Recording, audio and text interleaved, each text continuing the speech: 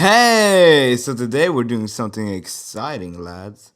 I'm starting a new series. Yes, consistency is key, and there's nothing more consistent than a series. So, what is this said series, you might be asking yourself? Well, it's a series where I'll be going on the quote unquote wonderful website, My Anime List, and I'll look for a review with differentiating opinions, and I'll absolutely destroy their hopes and dreams. Sound good?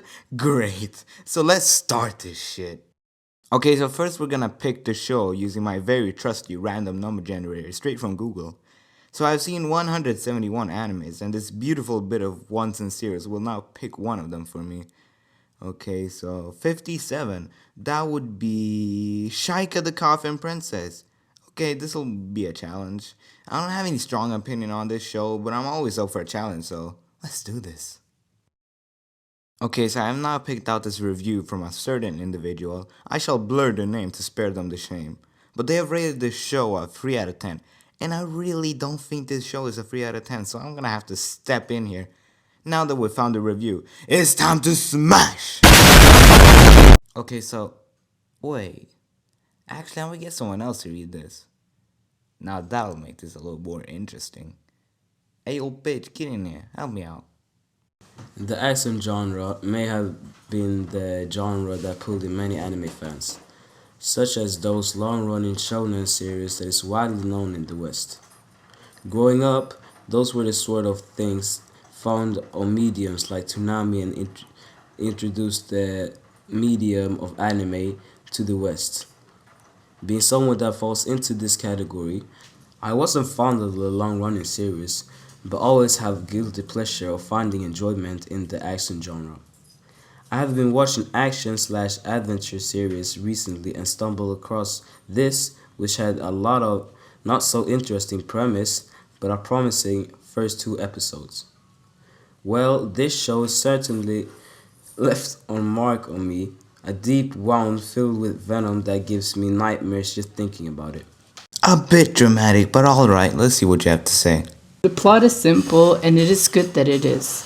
Anime series that expand upon the simple plot seem to do well. Chaika introduced a lot of plot points early, and it seemed like it was going to have a promising payout, had it been done correctly. Unfortunately for those who had watched it, no answers are given, and frankly the new plot points brought up are just not interesting.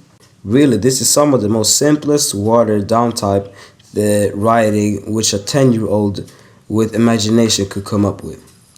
So many plot points are shrouded in mystery, and the writer had one job: to answer those in a fluid manner that doesn't distract from the overall plot, yet we're giving new things to think about. Closure of these ideas are critical in good storytelling, and if the reader of this interview is looking for that, pass on, Chaika.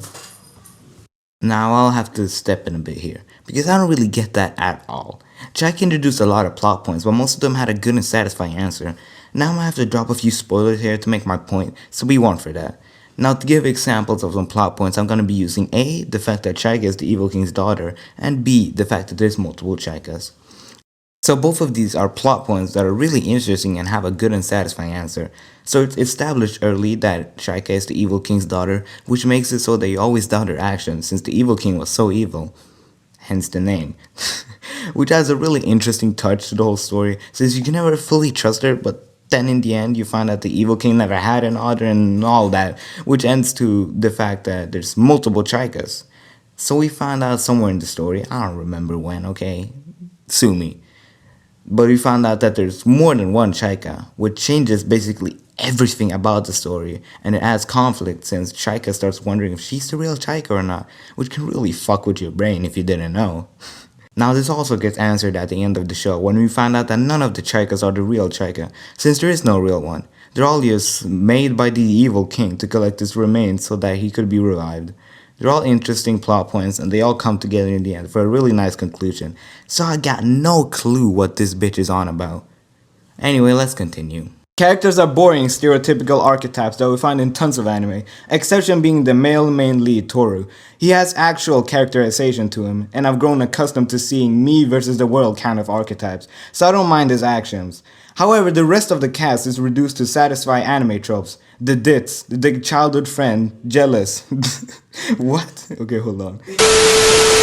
The dits, the childhood friend, jealous, dense antagonist, blah blah. Full of lame characters with lame interactions, and also the females are reduced to sexual eye candy, which isn't a problem itself, but the show is not very subtle with it. Now I think this is a really base level look at the characters since that is what they seem like. From the start, that is. Chaika made you seem like some klutz in the beginning of the show, but there's multiple things that get brought up that make you question the validity and trust you had in her. When I watched this, I didn't really trust Chaika's action because she's connected to so much bad shit that you really can't give her your full trust, which makes her come off as more of a sick genius more than any basic klutz.